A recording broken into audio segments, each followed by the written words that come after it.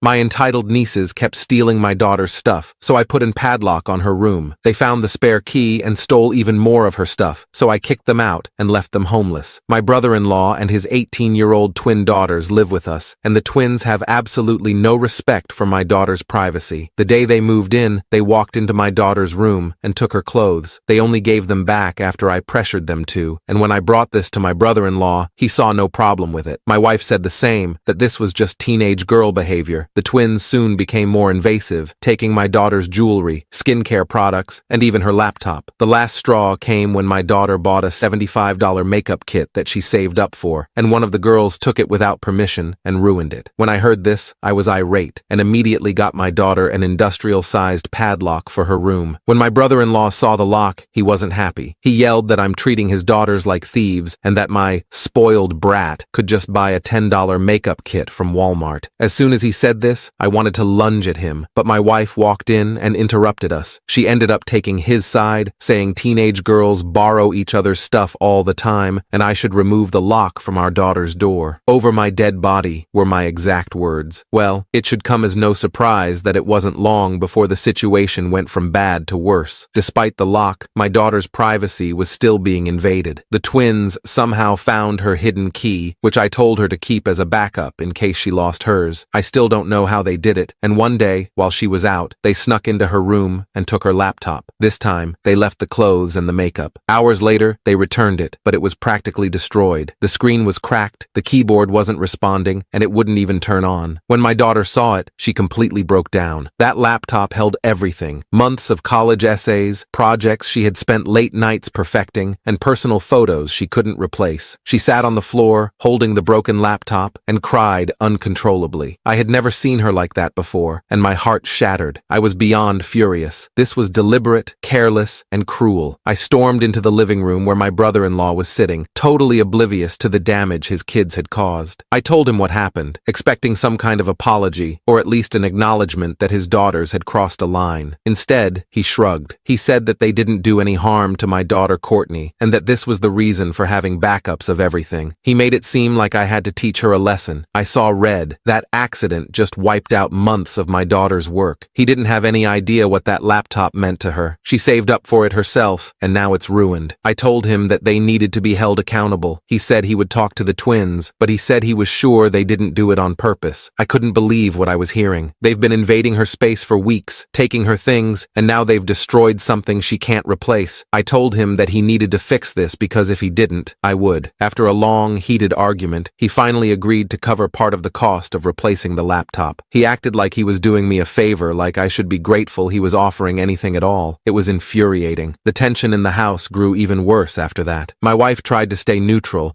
and hoped that things would work themselves out if we all just gave it time. But even she was starting to get frustrated. Her brother's attitude and complete lack of responsibility were wearing her down. She defended him less and less, and I could see the strain in her eyes whenever we argued about the situation. The next week, Marcy and I knew we had to take a vacation away from the mess at home, so Marcy, Courtney, and I went on a weekend trip to a nearby resort that had an amusement park nearby. It was so relaxing and made me almost forget everything that was going on at home. Unfortunately, we had to return home, and as I walked into the house, I froze. The smell of stale beer, cigarette smoke, and something sweet hit me in the face. As I walked in, I noticed spilled soda that had soaked into the carpet. My wife gasped beside me. The living room was a disaster. The couch cushions were on the floor, the coffee table had been pushed against the wall, and muddy shoe prints led straight through to the kitchen. Empty cans, bottles, and wrappers were everywhere, as if a tornado had flown around the room before we came. I felt my stomach turn, but I couldn't waste time there. I bolted up the stairs 2 at a time. My heart pounded. When I reached my daughter's room, I saw the lock I'd installed was smashed, the door hung slightly open, and there was chaos inside. Her dresser drawers were yanked out, clothes strewn across the floor, her bed unmade, and her laptop was gone. I heard my wife's footsteps behind me,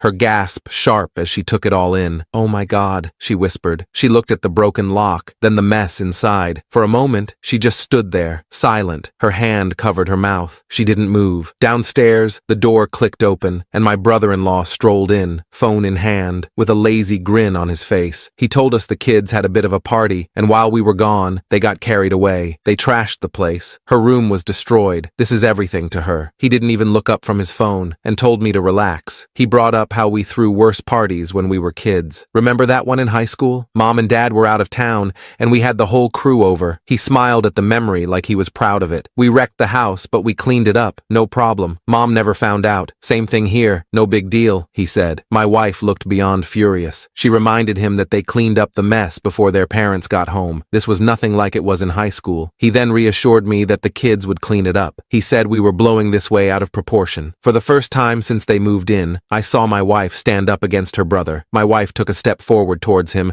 and told him he was going to clean this up and pay for the damage. The brother looked confused at first. He didn't expect to have to pay for any damages. He tried to reason with her, saying that it was just a party. She cut him off in the middle of his pleas and told him that the twins needed to take responsibility. He stared at her. For a second, he looked like he might argue, but then he swallowed whatever words he had ready. He eventually agreed that he would take care of it, but not without a huge sigh. He wasn't used to being called out like this, especially not by his sister. For the first time in weeks, I felt like I wasn't alone in this fight. One evening, I sat at the kitchen table, going over the family's finances. Something had been nagging at me for weeks. Our savings seemed lower than expected, but I couldn't quite put my finger on why. As I dug deeper into the bank records, I noticed a pattern. There were small, recurring withdrawals. Every few days, $50 here, $75 there. Over time, it added up, and my heart sank as I realized the total was well over $1,000. I double-checked everything, hoping I was wrong, but I knew that wasn't the case. The withdrawal patterns didn't match our spending habits, and my wife had been just as careful with our finances as I had. That's when it hit me. There was only one other person with access to our account. I waited until my wife got home and laid the bank records in front of her. I showed her that someone's been siphoning money from our savings. She flipped through the pages. I saw the realization in her eyes. The dates and amounts pointed to one person. It was her brother. He's been taking small amounts for months. I don't know what he's using it for, but it was all there. For a moment, she just stared at the papers as if hoping they would tell her something different. Then she dropped them onto the table. We didn't need to wait long to confront him. When he came in later that night, I didn't hold back. I laid out the bank records in front of him, and before he could come up with any excuses, my wife demanded an explanation. He immediately admitted to taking the money, but told us that it wasn't what we thought. He explained that he'd been struggling and that he'd been using the money on football picks for this online gambling thing, but swore it was almost paid off. He said he just needed a little more time and a couple more $100, and he'd be out of our hair. He promised that he was close to hitting it big. My wife blinked in disbelief. He knew it sounded bad and explained it was all part of the game. He said he had already made a little under 100, but that's because he was just starting out. He claimed to know how to win now. She went off on him, and he tried to explain that he wasn't stealing from her because he had the intention on giving it back to her. He said he was desperate and didn't want to live with us forever, and this was going to be his way out to get his own house again. He'd seen it happen for a lot of his buddies and said he wanted to try it out. He begged us to give him a little bit more time and eventually money. She told him that he would have to pay every cent of that money back and didn't care how close he thought he was to winning big. This stops now. You've betrayed us. You've stolen from your own family, and for what? A chance at some quick cash? She yelled at him. He opened his mouth to argue, but stopped when he saw the look on her face. But even as he agreed, I knew things would never be the same. The trust that they once had went out the window after he stole from us. She couldn't even look at him the same way. And at that moment, as I watched her walk away, I realized that something had shifted between them. As the days passed, the tension between them only grew. My wife still tried to maintain some semblance of peace in the house, but the distance between her and her brother was obvious. She no longer defended him or brushed aside his actions with excuses. I got a call while I was at work. My daughter had collapsed at school. The principal said she passed out in the middle of the hallway in between classes. They said it was exhaustion, but when we got to the hospital, it was pretty clear that it was more than that. She was lying in bed, hooked up to monitors, pale and drained. The doctor came in and didn't sugarcoat it. He said it was caused by stress. She was physically and emotionally burned out, and it wasn't school or social stuff. It was home, the constant tension, the fights over her space, and the twins were always messing with her. It had all taken its toll. I glanced over at my wife. I could tell she was in shock, but also realizing how bad things had actually gotten. All those times I'd told her that the situation was too much, that our daughter was suffering, she'd brushed it off. But now, here we were. The guilt on her face was obvious. She didn't say much, but I could tell it hit her hard. I didn't need to say anything. We both knew. Our daughter was in the hospital because of the mess at home. My wife didn't try to justify anything. She just sat there, quiet. After a while, she leaned over and took took our daughter's hand, I knew that it was about time. Her brother and his daughters had to go. No more second chances or trying to make it work. Our daughter needed peace, and we couldn't give that to her with them in the house. My wife finally saw it too. After the hospital visit, I knew I couldn't avoid him any longer. Things had spiraled out of control, and the moment I walked back into the house, I realized it was time to face my brother-in-law. I found him sitting in the living room, completely oblivious. That casual attitude he always had used to be harmless, but now it just made my blood boil. I didn't waste any time. I told him he and the girls needed to leave. Enough was enough. At first, he resisted, saying he had nowhere to go, as if that somehow excused everything that had happened. He played the family card